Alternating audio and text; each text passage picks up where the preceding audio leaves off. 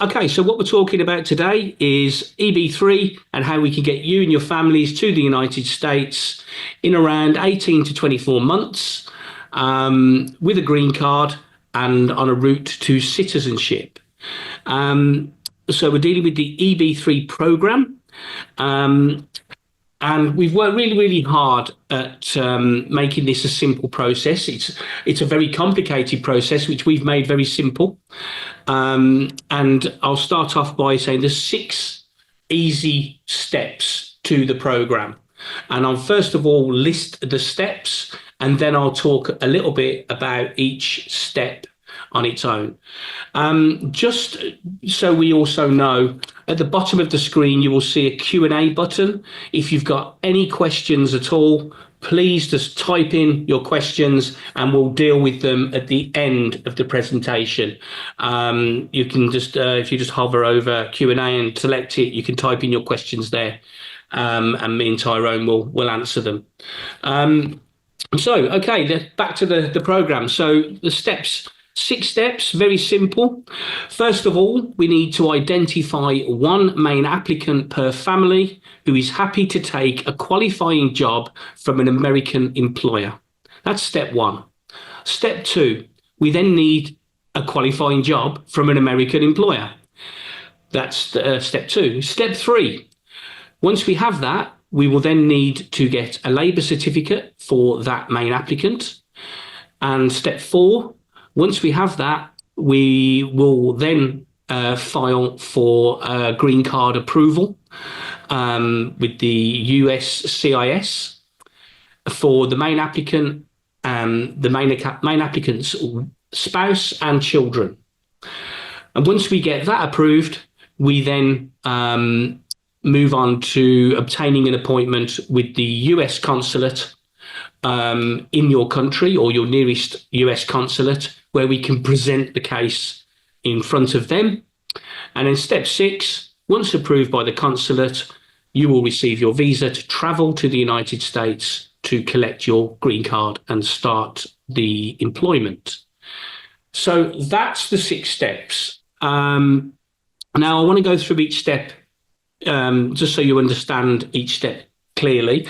I'm not one for sharing screens and slides. I prefer to talk about it and let's have a conversation. And as I said, any questions, pop them in the box.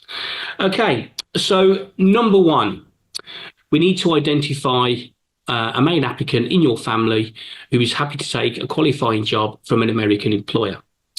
At the end of this meeting, I will share a QR code where you can literally use your phone, take the QR code and book a meeting with me directly. It's a 20-minute consultation where we can decide that with you and your situation. It depends on your situation, on who would be best in your family to be that main applicant. It has to be an adult, and it has to be either the husband or the wife, and over 21. If you're a single applicant, it can be just you, but you need to be over 18. And so we will decide who that is. Step 2, once we've decided on the main applicant, we will then complete background checks on the family, and we will collect your documentation from you, and we will be in the position to offer you, the main applicant, a job. We will provide that. I think it's important to mention at this point, we're fortunate enough to have a fantastic relationship with an American employer who are very experienced in EB-3 job opportunities and are happy to offer our clients the basic job offers after qualification that qualifies to apply for EB-3. And we have the utmost confidence with them. In fact, the whole procedure hinges on that. And without the American company or the American job, we can't even start the process. So, we've got a very solid American employer who we are partners with. And I'll go over the jobs later on. I'm talking about the process right now. So we'll get to the jobs and what that is a little bit later. But we've got a great employer. Number 3, once we have the job offer in hand, that allows us, or our admin team, to apply for a labour certificate for the main applicant based on the job offer. This will take approximately 9 to 12 months. depending on the situation at the time. It's pretty standard to be that long. Anybody in the world who applies for a labour certificate in the United States, it will take between 9 and 12 months. We don't have any control over the Labour Department in the United States, although we'd love to. It's just a process, and that is probably the longest wait we have in the whole process, is waiting for that labour certificate. So once we get the labour certificate and we've applied for it and we've got it in our hands, we can then go and apply for a green card approval for the main applicant and their families. This we do have some control over. If you choose, we can expedite the service. There is an extra fee for expediting, but it does significantly bring down the waiting time. If you were to wait normally, it'd take around 6 months. But if you pay for expediting, it brings it down to 15 days, which is 3 working weeks, which is actually worthwhile, especially after you've had that long wait for a labour certificate. So we would apply for that for you and your families.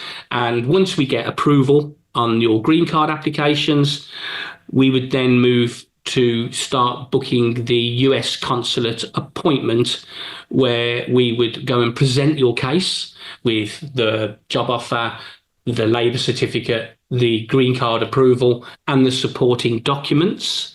At this stage, they may or may not ask you some questions. Some people call it an interview. However, a lot of it's been nullified because, of course, you've got a job, you are supporting yourself, you've got a job offer. It's probably more about, do you know what you're doing? Do you know where you're going? Are you happy to do this job? And that sort of thing. But we can talk about that in questions and answers later.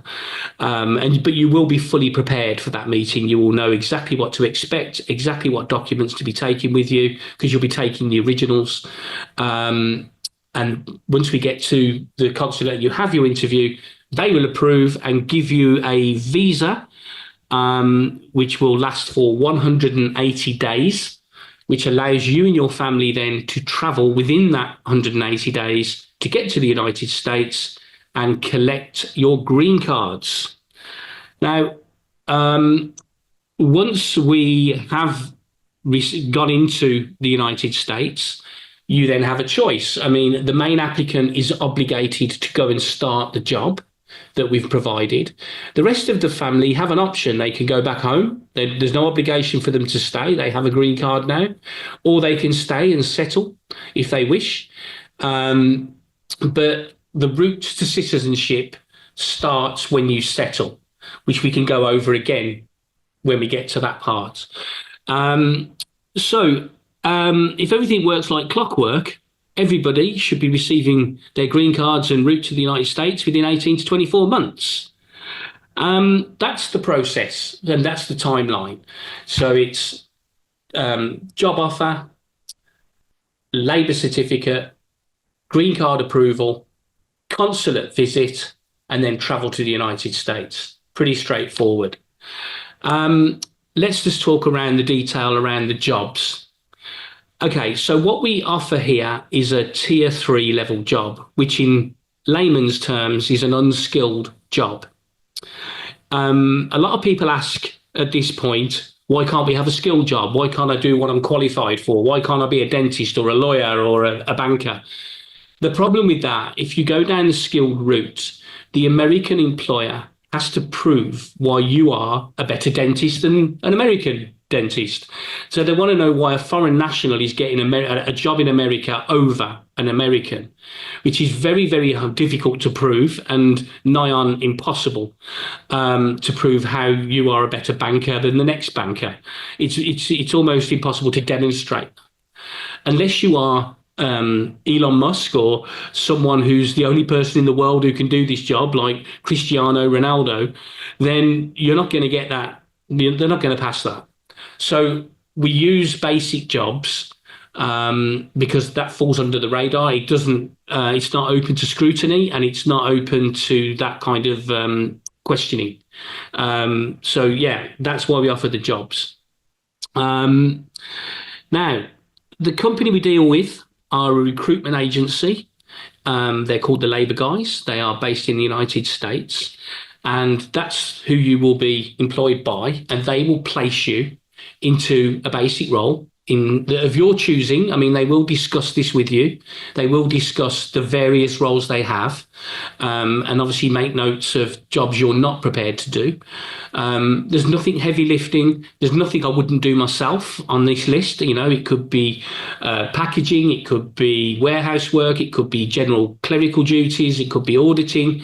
It's just basically an unskilled job that gets you started and gives you a basis of employment when you get to the United States, which is key. Now, it's also important to mention about the actual, a lot of people start talking about, you know, how long do I need to stay in this job, and am I tied to this job? You get your green card because of the job. It's not tied to it though. There's no minimum period or maximum period you need to stay in the job, but it does get the process done. So what I'm saying is, when you get to the United States, you get your green card, you get the green card first. So you are a resident of the United States before you even start the job. So once you start the job, you are then required to do it. You've got to have the right attitude towards the job. But at the same time, your constitutional rights and your human rights are perfectly intact. If you are then free to start looking for other jobs, something more suitable, something that suits your qualifications, because you're now a resident and they don't need to explain why they're giving you a job, because you're a resident.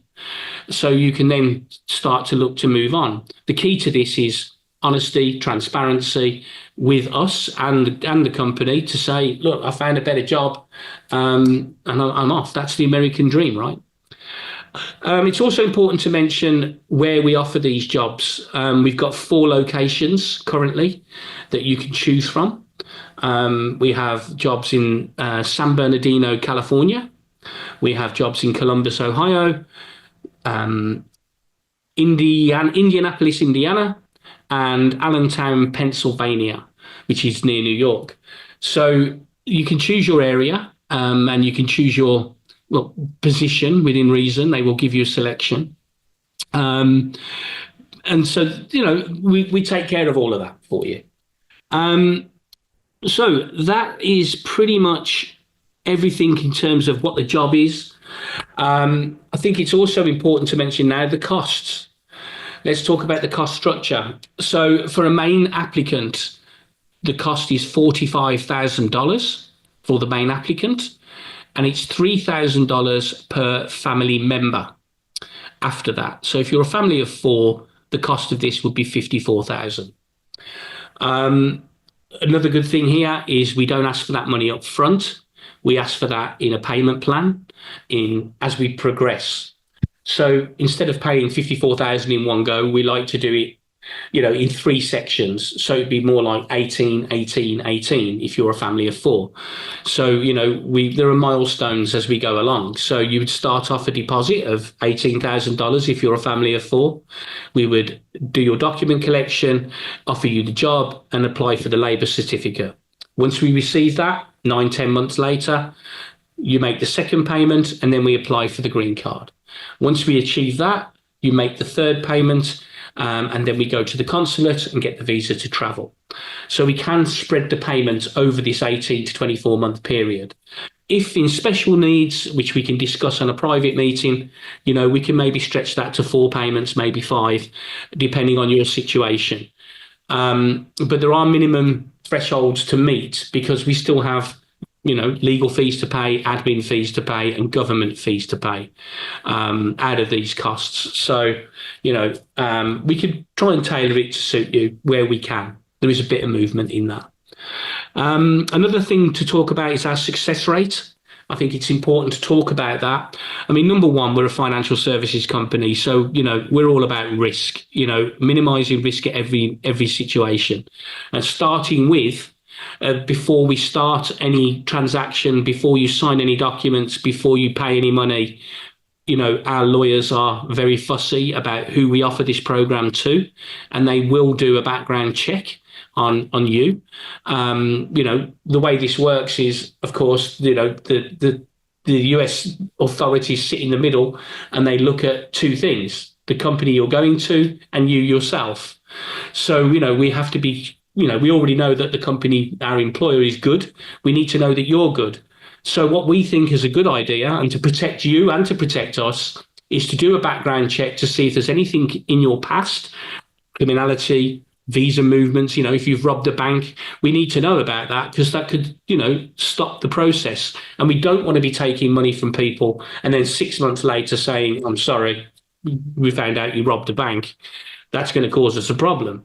So we do that before we start. So, our success rate based on the people we approve before we start is 100%.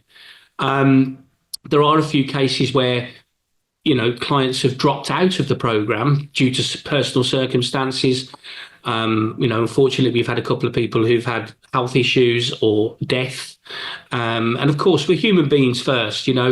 Depending on whereabouts we are in the process, we will always try and give back everything we can, depending on the circumstance. Obviously, if we've paid fees already, then of course, we're not going to be able to get that back, because American government aren't going to refund, and lawyers aren't going to refund for things they've already done. But in terms of the Holborn assets, we will give every single penny back in a situation like that. The whole program has a 50% refund clause in it anyway. Touch wood, we've never used it. However, it is there. Agreements are always about what ifs and what, if there was something that happened during the process, we have to cover that.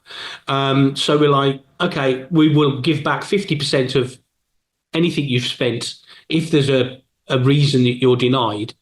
And it has to be 50%, because the outcome is almost irrelevant. People have still done their jobs. We've still got to pay the admin team. We've still got to pay the legal team. We've still got to pay the government costs, regardless of the answer.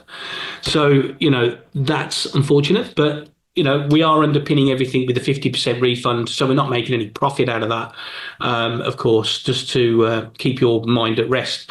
So, yeah, background checks, refund clause. And yeah, we've got a very, very good record. Anything else I need to cover here? No, I think that's it for now. I think I can see quite a few questions coming in. Please, I'm not sure if I've covered everything there that might suit you.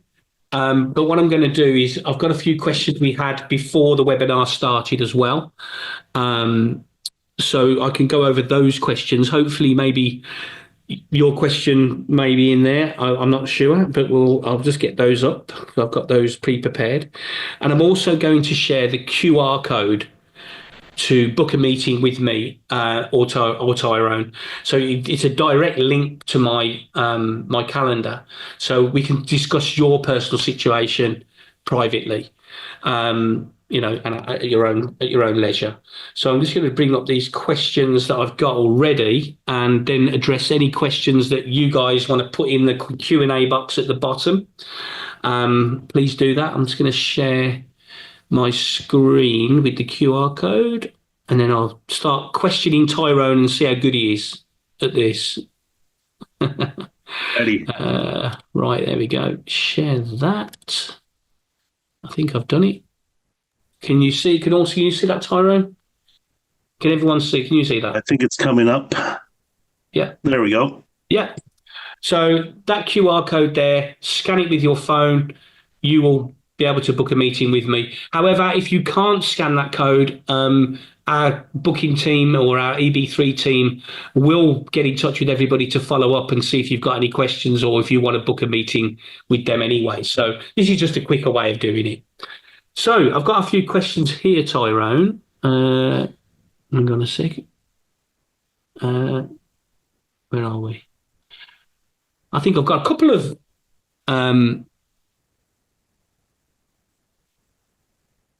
okay.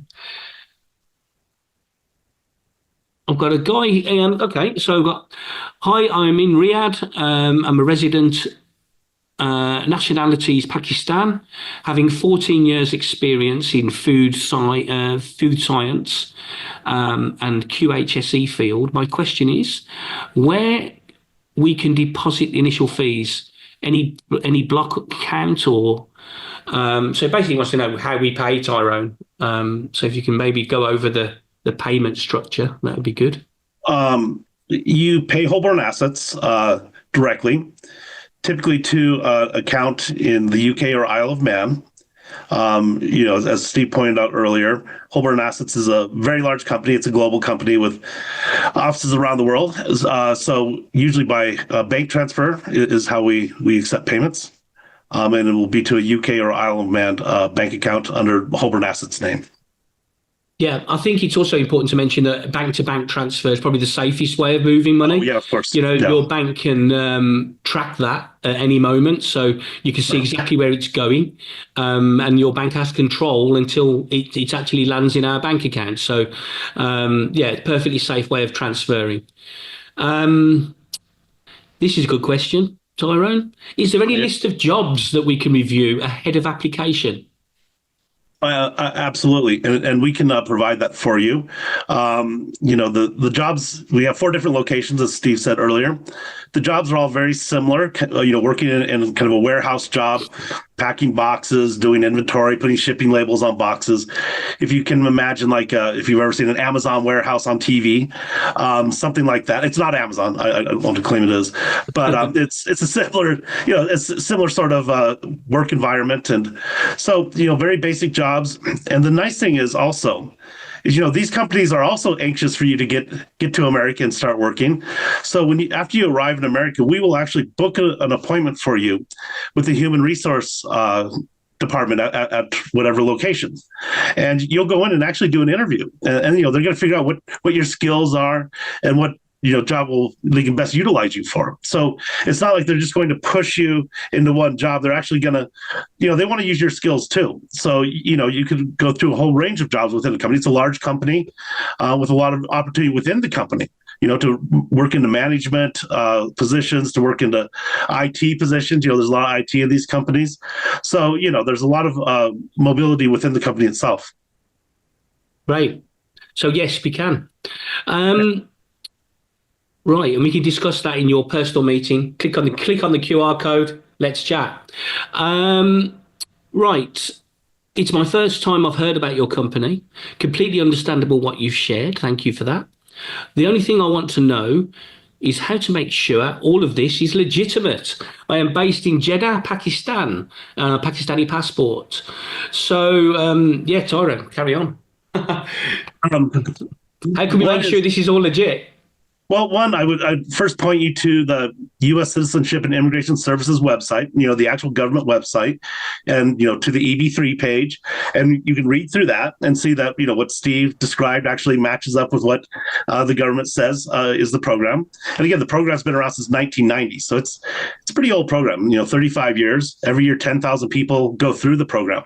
So the program, is absolutely 100% legitimate. 2, I think, look into Holborn Assets a bit.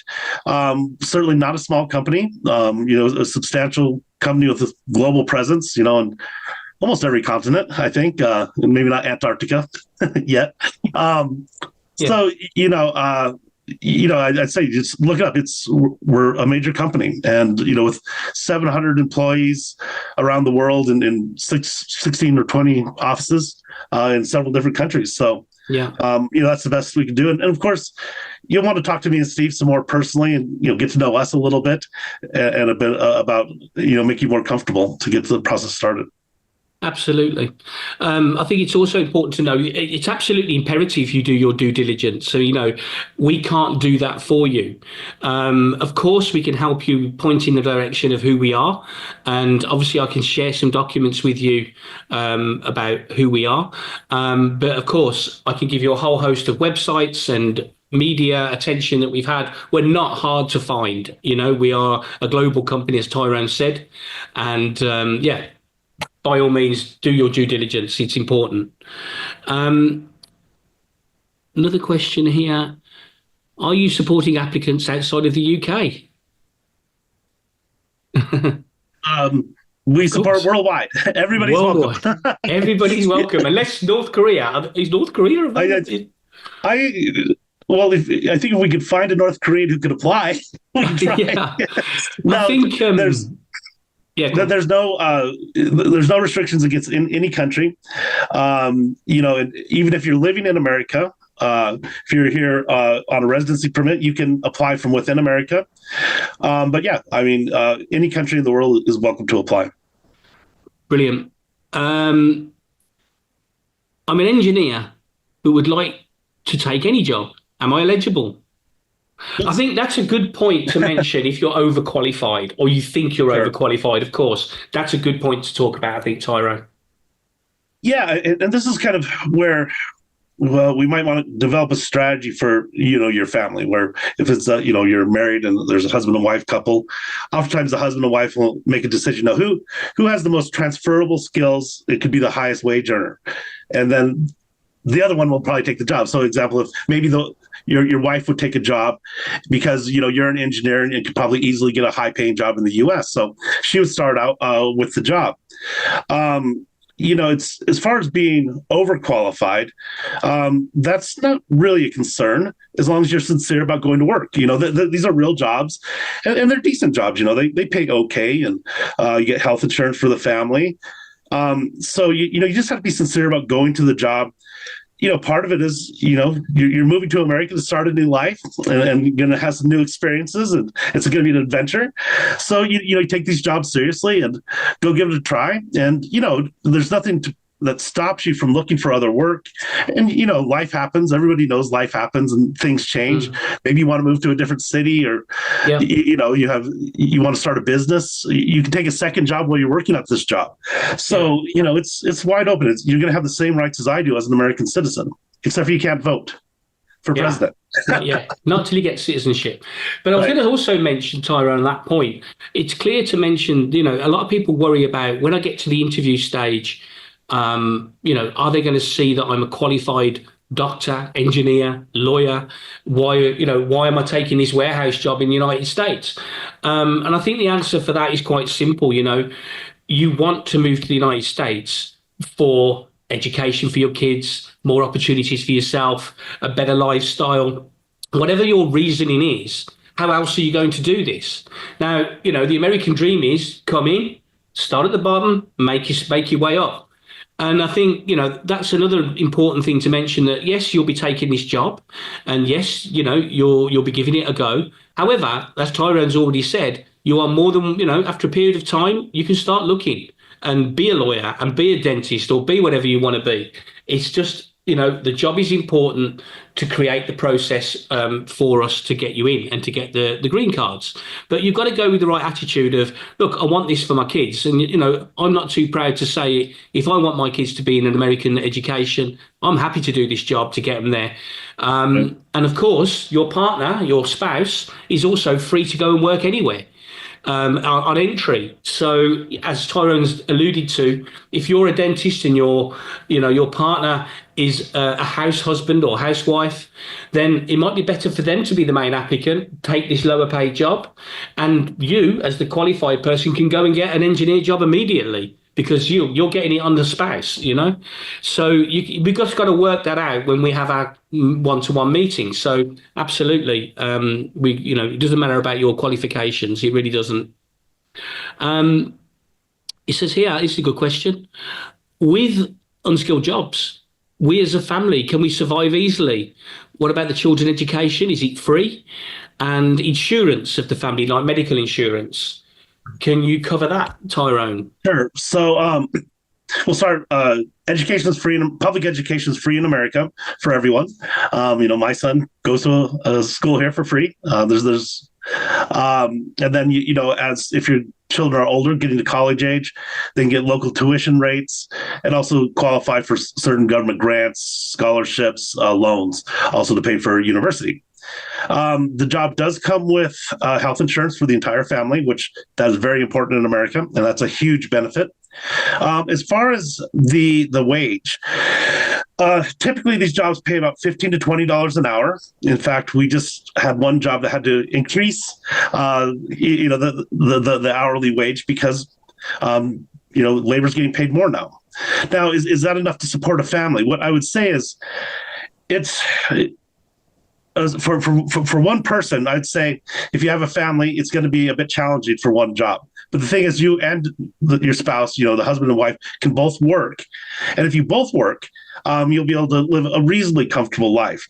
I'd say the job itself, if you're a single person or maybe just a husband and wife, maybe one child, you can support yourself, but you'll be more comfortable if you're both working. But also remember, this is your first job, right? This is your entry level, and our companies really like EB-3 workers because EB-3 workers are reliable. And they typically, I always say this, if you show up on time with a good attitude every day, on time for 3 months, you're going to be an assistant manager or you're going to be, shift manager. I can't guarantee it, but I'm almost certain. I've seen it happen so many times. And then, suddenly then your wages double. So just remember, it's not a super high paying job. You're not going to, buy a Rolls Royce and live in a mansion, but it's a starting point. So especially if both, your spouse could even work at the same company if they wanted to, and then you'd be reasonably comfortable. And just remember, you're going to make more money, very soon. America's very mobile, right? It's very, you can go vertical very quickly here if you work hard and have a good attitude. And medical insurance. And medical insurance is huge. Yeah, that's a huge benefit. Yeah, that's included in so that's a huge benefit. Brilliant. I'm that wrong. Is there an age limit, Tyrone? There's a minimum age. You must be at least 18. Yeah. There's no maximum age. Now, that being said, if you're in your 60s or 70s, might not be the best program for you. But typically, people up to 50, even in their early 50s are fine. We've had a lot of clients in that age range, but officially there is none. So and we've processed people who are in their late 50s, but we would say if you're in your 60s and you still want to try, we'd say there's a risk there, right? That maybe the employer won't accept you, because you might be closer to retirement age than working age. But no, there's no age except for the minimum 18. I would typically say, up into the mid 50s is probably is okay, somewhere around in that age group. But again, talk to us and make sure you're in good health and with a good attitude. I think it's good to have book that meeting. Let's have a chat and we'll talk about your situation, privately. We have answered this, but I'm not sure we should just mention it. Can your spouse work if you're the main applicant? Absolutely. Yes. That's the thing. Yeah. Yeah. So everybody in the family, again, will have the same rights as I do as an American citizen. Both of you can work, and that's the exciting part, and that is one of the great benefits, and that's why you kind of work out a strategy. Who might be able to get a career path in America started immediately. So the other spouse might take the job at the warehouse. Oh, got a bit of a complicated one here. I'll try and read it slowly. Hi, I am from Jamaica and I'm a professional chef with family. Mother and father was a US citizen. Father was a US citizen. I have brothers and sisters who are legal law-abiding citizens. My wife and I have visitor visas from 2003. Would I be eligible for EB-3? I assume that you're a Jamaican citizen. It says Jamaica. Right. So, yeah, absolutely. That's the answer, isn't it? Yes, absolutely. Yeah, no, it's, again, everyone's welcome to apply. It's wouldn't make any... To be honest, I mean, even if your father was an American citizen. If your father was American, you could probably go that road, huh? Yeah, but if you're kind of an older adult now, it would take time. I would say. Yeah. So it could take many years compared to EB-3. So EB-3, I think, might still be kind of the cleanest pathway. Yeah. If you're an older adult, I guess. But no, certainly, you're welcome to apply. We have a lot of clients who have children that are American citizens, or have lots of family members who are American citizens. So, completely, it's fine. Yeah. There's another part here that we should actually address, about he has a visitor visa. Visitor visas, they're great. If you have one, you can still use them while this process is going on until we get to the part where we are applying for your green card. At that point, don't travel. But, for the first 12 months, for certain, you can use your B1, B2 and travel in and out of America, scope the joint out, where you're going to be. You can definitely use your B1, B2 while this is going on in conjunction with it. Obviously, B1, B2 is a visiting visa, very temporary. And what we're doing here is immigration process. So, we don't want to clash and we don't want to complicate things. So, yes, you can use it until we tell you to stop. But yeah, just thought I'd mention that because those people out there who've got visiting visas. This is a good one. All the reviews about your company focus on financial services offered by Holborn Assets with no mention of immigration services. That's my fault, and I'll be able to point you in the right direction. How can I access clients' perception of your immigration services? We do have two websites. You might be looking at Holborn Assets, which is who we are, but we do have another division and another whole section, which is called Holborn Pass. That's a website we've developed for just immigration clients. So please take a look at that website. And if you want to discuss with me about references or whatever, please feel free to talk to me privately and book a meeting and we'll go over that. Because I mentioned Holborn Assets, that's probably what you searched. Sorry. Let's get rid of that one. Is experience required in those jobs or any job categories you have where experience would be required by the employer? Tyrone? No, that's what I think is one of the great things about EB-3. You don't have to show any work or job experience. These are very basic entry-level jobs, and I think officially in the law they say these jobs should require less than 2 years working experience at all. So it's you could be a fresh out of high school and 18, 19 years old and qualify for these jobs. Yeah, it's clear to say no job experience is required, no financial, there's no financial caps you need to make or meet. And the only thing you do need to do is be able to talk English. For obvious reasons, you're going to America and you need to communicate with your employer. There's no official test you have to take. There's no official test, you're not required to take like the IELTS or TOEFL tests. So if you don't speak any English, you can still apply, but we'd recommend you maybe start studying. Yeah. Start taking some courses because you don't want to be able to communicate. Yeah. What is the age cap for the children to get a green card if the father is the main applicant? And I think we need to be clear specific because I asked the same question about this the other day, didn't I? About when this kicks in. Yeah. So please. Okay. So the children under the age of 21 can qualify for the green card now, but we need to explain this a little bit because they have to be under the age of 21 at the time the visa is going to be issued. So I would say this: if they're 20 years old and 6 months right now, they're probably not going to make it. Well, I would just say this: they're not going to make it because we have to figure out about a year for the labor certificate and a few more months to kind of actually get the green card approved and for your visa number to come up. So, I'd typically say if they're 19 right now or just turned 19, they'll probably still be able to get on the application. Okay, under 19, I'm very confident, but. So just keep that in mind. If your child's about to become 19, I'd get started right away. But it is important that we realize there's a bit of time there that's going to lapse, and we don't want your child to age out. Now, we can always put your child on the application, and then if for some reason they age out, they turn 21 before the actual visa number comes up, there won't be any extra charges. There wouldn't be any extra fees for that, just to be a part of the application. So we can always add them on and then hope that things go very quickly, if you got an older child. But typically I'd say under the age of 19 is fine. At 19, we've got to move very quickly. If they're 20, it's just, unfortunately probably not going to work. Great. Here's a good question that maybe someone might have missed at the beginning. Do we expect any changes to EB-3 under the Trump administration? This is your chance to maybe go over that quickly again, Tyrone. Yeah. To maybe talk about Trump and how that would affect. No, it's a question that's on everyone's mind. Mine, all the clients we talk to, that's usually a top question. And and I talk to people about this all the time, lawyers and people who have been around EB-3 and immigration in general, policymakers. And this is going to sound strange, maybe, or surprising, I should say.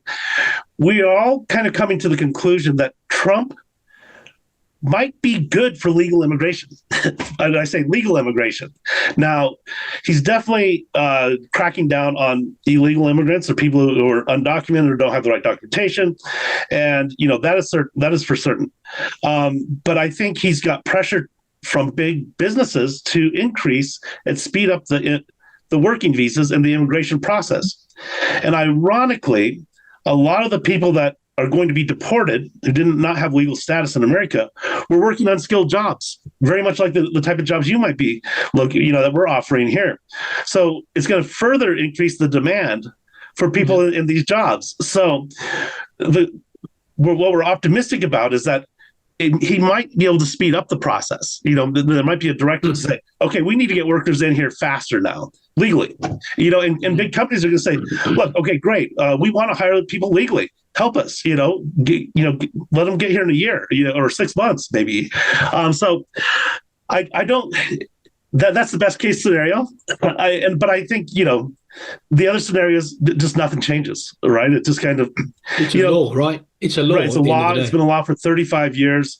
He didn't bother with it, when he was the president the first time. Every year, 10,000 people come through the EB-3 program. And that sounds like a lot.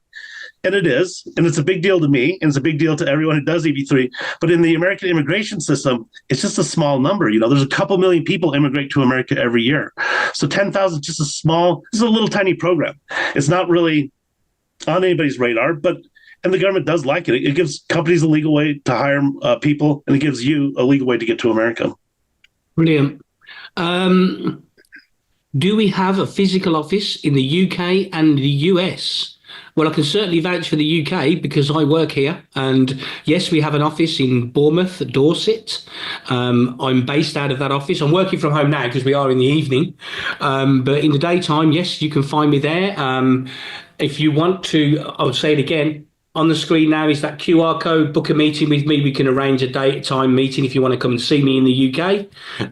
Tyrone, US? Holborn does not have a physical presence in the U.S., although I'm here. Apart from you. I do live here permanently. But our partner companies, the employer, they certainly have physical addresses. And, we can provide those to you, and you can, review that these are, real locations.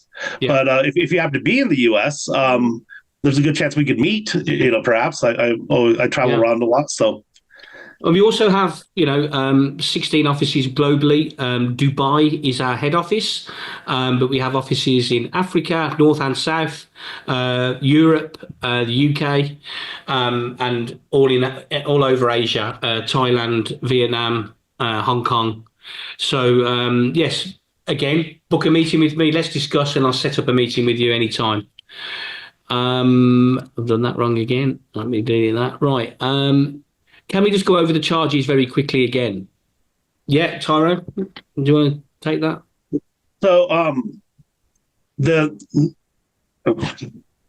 sorry, I can't believe I made the mistake of not turning off my phone. I apologize. I usually always remind everyone to turn off their phones. Sorry about that. So the payment, the total payment for a family of four would be $54,500. But you don't pay that all at one time. You pay it in three tranches. So you make three different payments as your case moves through the system. So the initial payment is $20,000. That's when you sign up with Holborn, and that gets everything moving. We start gathering your documents. We work with the employer and the U.S. Department of Labor to get your case filed.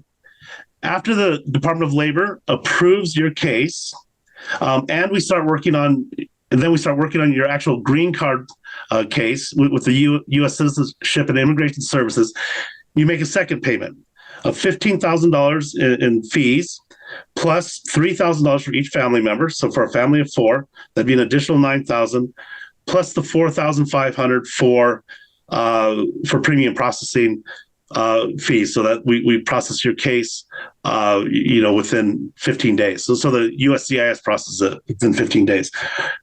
Once your I-140, which is kind of the initial green card, is approved, the I-140 form, and we get your appointment set up at the U.S. consulate, you make a final payment of $10,000. So, this process, you'll probably be making payments, one today, if you sign up, one in about a year, you'll make the second payment in about a year. And then the next payment would probably be in, 4 to 6 months. Yeah. Yeah, it would be towards the end of the process. So, yeah. So just to be clear, it's $45,000 main applicant and $3,000 per family member after that.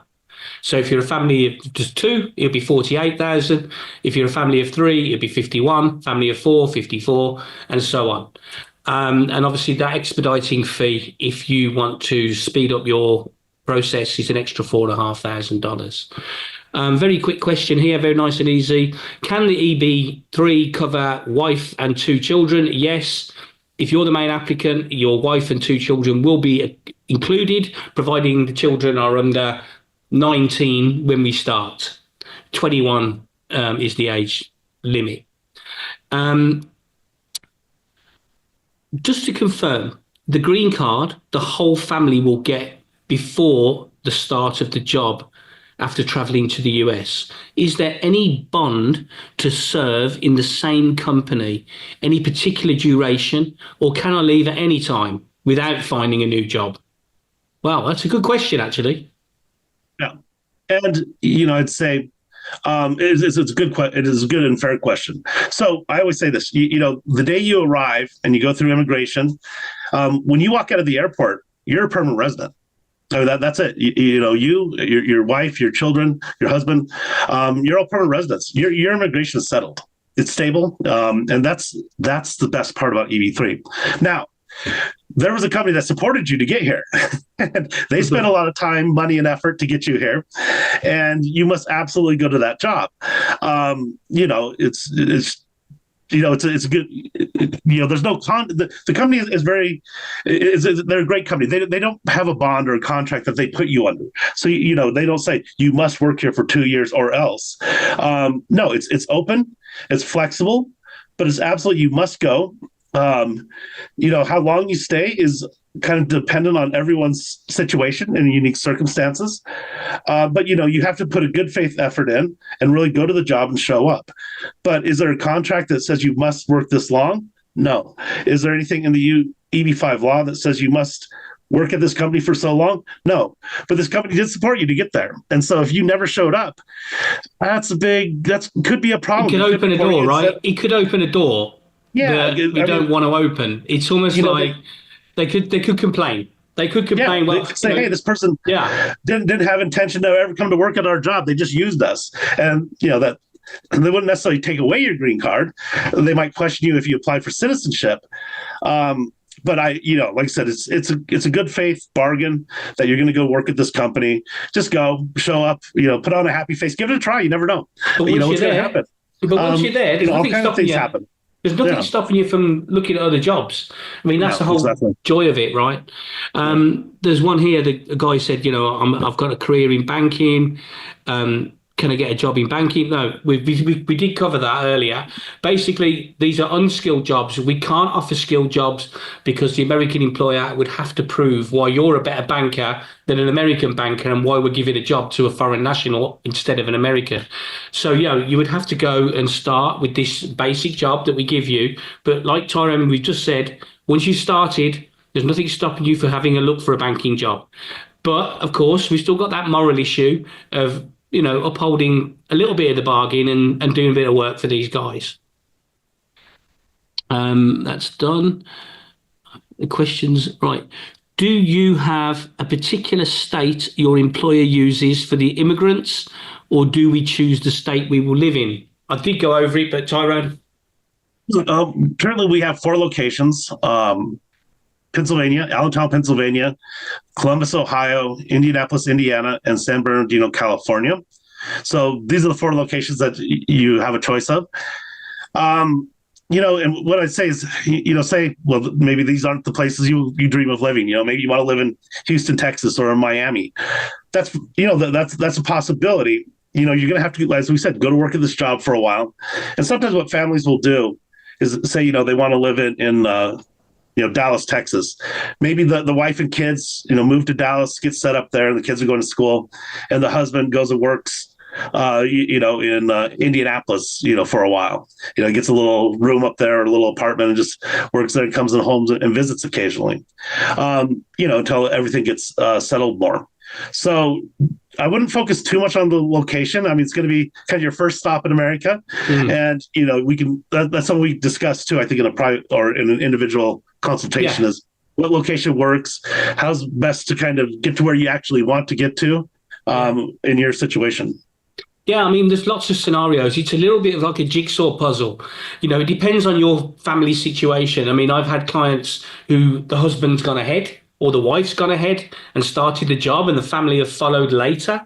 I've had, times where families have all gone together and all gone to the same place. I've also had families all go to America and the family have gone off to California and the husband stayed in the job in Pennsylvania. So it's about your personal situation, and we can work with you on who goes where and what the best option is for you. So some people still have great jobs where they are. So, the husband wants to stay back a little bit and keep in his job. And that's a good point to clear up, Tyrone, I think, is, the clock to citizenship. Nobody's asked about that. And I think it's something we need to cover, because we've talked about the green card, which gives you permanent residence, which is great. And you can live and work in America forever.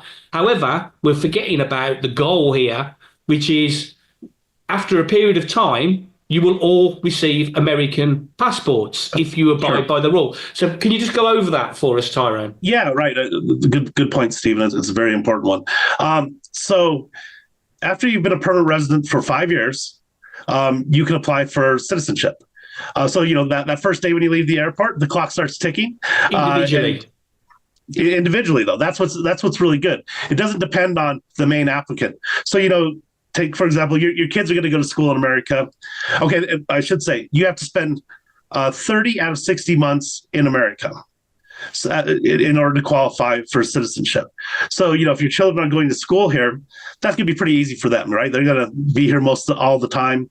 But might be the case that, as you said, Steve, maybe the father has business, in Jamaica or in the Middle East, or is a global traveler, doesn't spend a lot of time in the U.S. He might not start his citizenship clock for a couple of years, right? When he settles down. But every person is treated as an individual. So you don't have to spend 30 months concurrently. You spend 3 months here, go away for a month, and spend 3 months, and like that to get to your 30 months. But anytime you spend 30 months out of the 60 in the U.S., you will qualify for citizenship. Just to clarify, if you did 30 months straight, that wouldn't qualify you. It's got to be 6 months per year for 5 years. Is that right? No, you could do 30 months straight, but you still have to wait for 5 years. Okay. So if you did 30 months straight and then disappear, it'd be okay to apply in 5 years. Right. You do have to wait 5 years to apply, but you just have to put the 30 months in at some point during that 5 years. Got it. Got it. Great. So that's the other great thing about EB-3. You are on a route to an American passport, which is, in the top 6 passports in the world. Fantastic. Can you be processed? Sorry, can the process be initiated if you already hold a US tourist visa? I think we did touch on it, but Tyrone?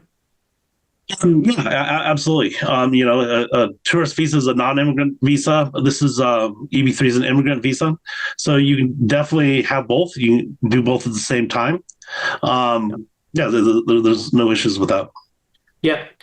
In fact, you can do it with most visas, right? I think you can pretty much apply for EB-3 with any visa. There's people who might have another immigration visa going on, and EB-3 might look like a better option for them, so they can pick up and have both of them going at the same time and kind of wait to see which one pops up first. This is a good question. After the green card approval for the main applicant, is there any medical exam for the whole family before or after the visa? There is a medical exam for the main applicant. It's a very basic exam. I mean, it's just you're in general good health. But yeah, that's right. And that would be before your U.S. consulate interview. But there's nothing on the family. No. If you've got, I mean, that's a good question in itself. I'll ask you this question. No one's asked it. What if you have a family member who's sick with a pre-existing condition? No, they're okay. There's nothing. Yeah, no, there's nothing like that. Great. So they're still able. Okay. Could you provide more details about how accommodation is arranged once you arrive? Good question. Tyrone. Yeah, sure. So the company itself does not provide accommodation, right? It's up to you as an individual.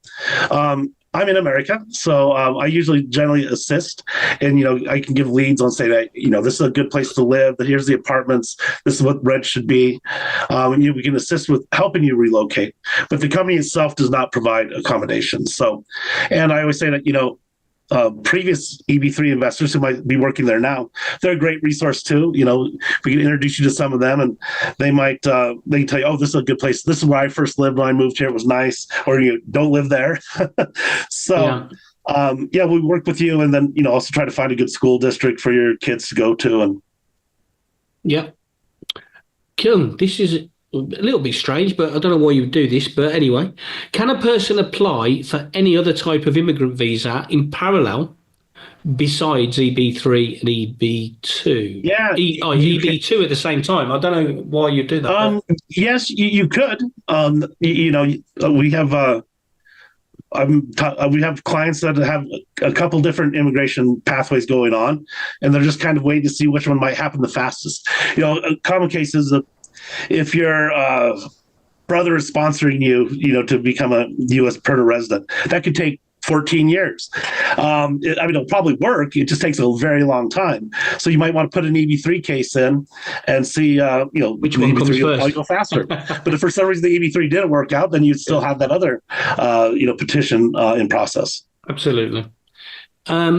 Will this presentation be available on YouTube? Good question. It will be. There will be some obviously editing because of, I don't know, maybe my nose or, I don't know. There probably will be a bit of editing with all the ums and ahs, but yes, it will be available. It will go out on YouTube. My previous webinars are already on YouTube. I think it will be. If you particularly want this particular webinar, let me know. Book a meeting with me. QR code is on the screen. I'll keep saying it. Book a meeting. Let's chat, and I'll get what you need. No problem, anytime. Here's the one. I've already submitted my case and my documents in VNC. I am waiting for the priority date to current. How can I speed up this process? So, Mohammed Shaheen, I wonder if I know this person. I think it might be one of our clients. As I say, typically at that point, it's just kind of waiting. There's not a lot you can do at that point to speed up the process. It's just you're kind of in line with everybody else, and when your visa number and date comes up, that's when you can go to the interview. So. Unfortunately, I wish there was so we had some special advice or abilities to speed up the process, that part of the process. But no, we just have to. Everyone just has to wait in line like everyone else. Where can I find the QR code? I assume it's on the screen, right? I can see it. It should be on the screen in the corner, bottom right. It should be on the screen live as we're talking now. I think I'm in the top corner, and there should be a QR code. Please, somebody put in Q&A if it's not there, and I'll do something. I don't know what, but I'll do it, and I'll make sure you get it, and make a note of your name, or give me your name and number, and I'll sort it out. But it should be on the screen right now. What's the average cost of living for a single person coming under EB-3 program? I suppose it depends where you take up employment. Right. Yeah, and I think that's a good question. The cost of living in California is much higher than in Indianapolis, and sometimes that is a factor when you're choosing which location you might like. And of course, there's a lot of opportunities in California too, but it's what we say is I think the median household income in America is around $70,000. These jobs will probably pay somewhere around that. That's for a household. That's like a family household. These jobs typically pay probably somewhere around 30,000. So that's why I say I think if you have a family, this job alone would probably make it difficult to live very comfortably. But if you and your spouse are both working, it's going to kind of take you about to that kind of average median U.S. household income. So it's like I said, you'll be able to live, you'll be able to be comfortable. Obviously, you're not going to be rich, but a good thing about America is there's always you can move up, right? You can if you work hard. America really does reward hard work and good attitude. Okay, that's good. Still got same guy saying he can't see my QR code. I can see it. Tyrone said he can see it. I'm pretty sure it's up there. Someone said he's using his iPhone, so he can't. QR code. He can't do this QR code at the same time. I'll make a note of your name because I can see that on the screen. And I'll make sure if someone calls you to book a meeting with you. Hang on a second. I won't say it out loud. Keep your privacy. I'm just making an idea. There you go. If anybody else can't book on the code, please just let me know on here quickly, and I'll make a note of those names. So I'll make sure I get someone to give you a call and book a meeting with you. Okay. Does Afghanistan nationals eligible? Are Afghanistanis eligible for this program? Yes. Brilliant. So yes, Afghanistanis are allowed. We've done that question. Can you share a few examples about what type of questions an immigration officer might ask an EB-3 candidate at the interview? These the interviews are short, right? It's not like a police interrogation. They're not out to get you. It's usually pretty friendly because you've already passed through the whole process. And there's really three main things that they do at the consulate. The first one is they're going to verify your identity, your children's identity, make sure your wife is your wife. That's just kind of the basic things. They're going to make sure you are who you say you are. Number two, they're going to really make sure you know what you're doing, that you're going to America to work and that this company sponsored you to go to work. So you want to be prepared to say, I'm going to Indianapolis. I know where the job's at. I know what the job is. I know how much money I'm going to make. I've already, looked at an apartment. I'm going to live here. My children are going to go to this school. And, we're excited to go. And then the third is that they're really going to check to make sure that you're not being forced to go to work in America, that you're not being trafficked. So, and that's an important thing. They're actually looking out for your well-being too at this interview. So that it's really only like a 5 to 10 minute interview. It would be you and your wife, and I think your children over the age of 14 have to go to the interview. But it's pretty basic. I know it can be a little nerve-wracking thinking about it, but we spend a lot of time preparing you, and so you'll be prepared and confident when you go in. And as long as you're sincere about the job, and you're sincere about moving to America and starting a new life, you'll be just fine. This is quite important for this person. At what point in the process will the prevailing age determination be done? I noticed it's a lengthy process, and I am crunched for time with a 19-year-old son. I think that's best if we have a conversation privately. I've got your name. Exactly where you're at and how we can strategize. Yeah, I think so. We need to discuss that. When you're on the edge like that, we need to discuss options around that, because unfortunately the age is the age limit. It's a 21-year age limit, but you've got to be 21, so under 21 before we submit for the consulate. And it could take, you're right on the edge there. He's going to be at least 20 before that happens.